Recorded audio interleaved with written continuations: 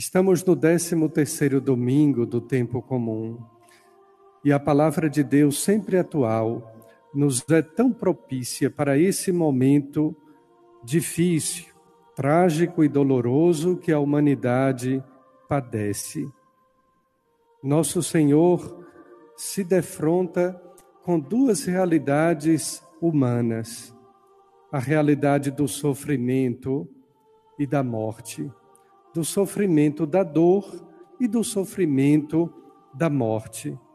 Duas pessoas, duas mulheres, uma que sofria há 12 anos de uma hemorragia e uma criança com a idade de 12 anos que havia perdido a sua vida.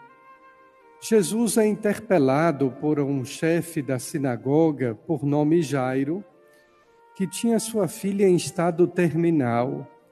Uma criança que padece já é triste, uma criança que perde a vida é mais triste ainda. Pois bem, queridos irmãos, enquanto Jesus se dirigia ou se deslocava para a casa daquele homem tão prestigioso, eis que uma mulher, esta mesma que estava acometida de hemorragia, toca-lhe em suas vestes, na esperança de ter a cura para aquele sofrimento. A narrativa do Evangelho de Marcos diz que foram 12 anos de perda de sangue, isto é, de perda de vida. Somente aquele que na cruz derrama o seu sangue é capaz de curar toda a perda da nossa vida. Mais ainda, o evangelista São Marcos nos diz que aquela mulher já havia gasto tudo o que tinha com médicos, detalhe do evangelho, e não havia resolvido nada. Que realidade tão semelhante à nossa. Quanto dinheiro gasto nessa pandemia? Quantos milhões e milhões desperdiçados?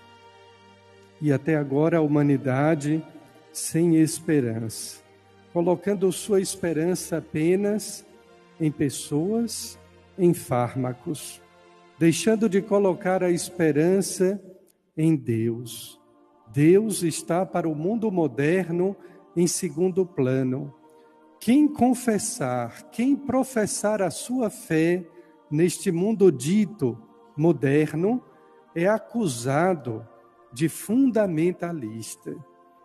Pois bem, queridos irmãos, aquelas duas pessoas, aquelas duas mulheres sofredoras e o pai também que ali se incluía, Jesus lhes dá não uma palavra de conforto, ele concede uma certeza: basta ter fé, não tenhas medo.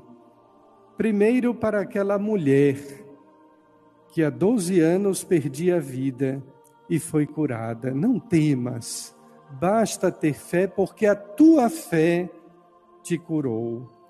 A segunda, para aquele homem que acabara de receber a notícia do falecimento da sua filha. Não precisas mais incomodar o mestre, a tua filha morreu.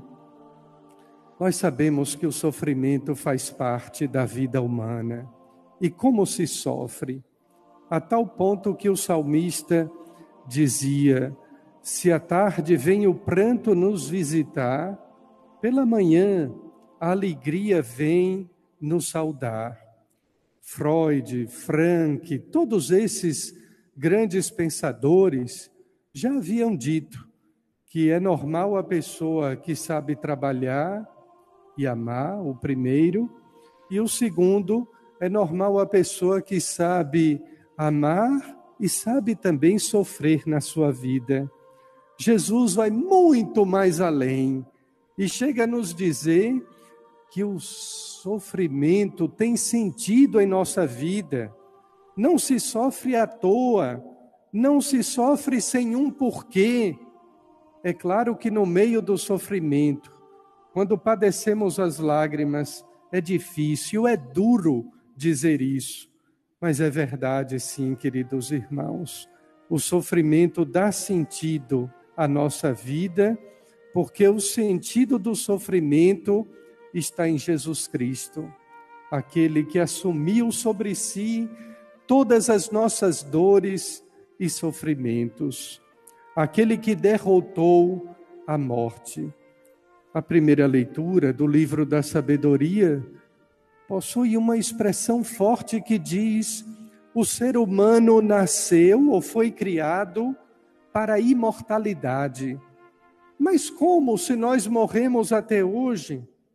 Como nós nascemos para a imortalidade? Se as tulhas de gente são contadas todos os dias como vítimas do coronavírus, é que o ser humano foi feito não apenas de corpo, mas também de alma.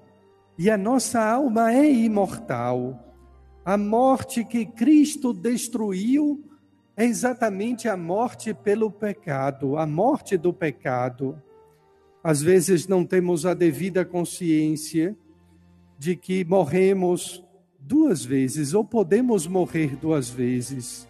Se morre da morte física do corpo, mas pior ainda é a morte eterna.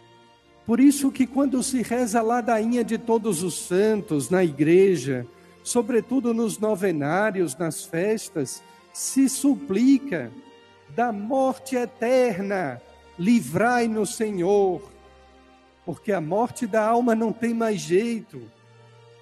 E é dessa maneira que Jesus vence a morte, destruindo o pecado.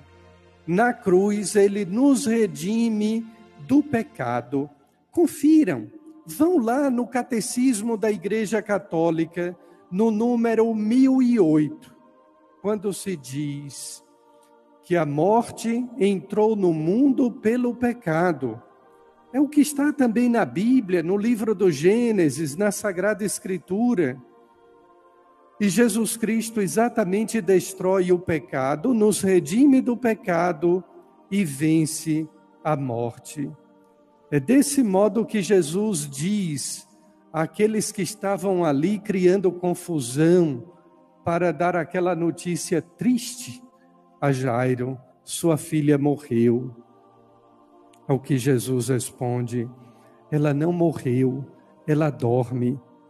No passado, antes de Cristo, os cemitérios eram chamados de necrópole, isto é, cidade dos mortos. Depois de Cristo veio esse nome cristão, cemitério, lugar dos que dormem, isto é, daqueles que têm um sono eterno no seu corpo, que se decompõe, que se desfaz, que se transforma novamente em pó, em barro, mas cuja alma, adormecida, espera a ressurreição dos mortos, a vinda do mundo, do outro mundo que há de vir. Essa é a nossa esperança, esta é a certeza da nossa fé. Vivamos, queridos irmãos, aceitemos, acolhamos o sofrimento, porque cruz arrastada é cruz pesada.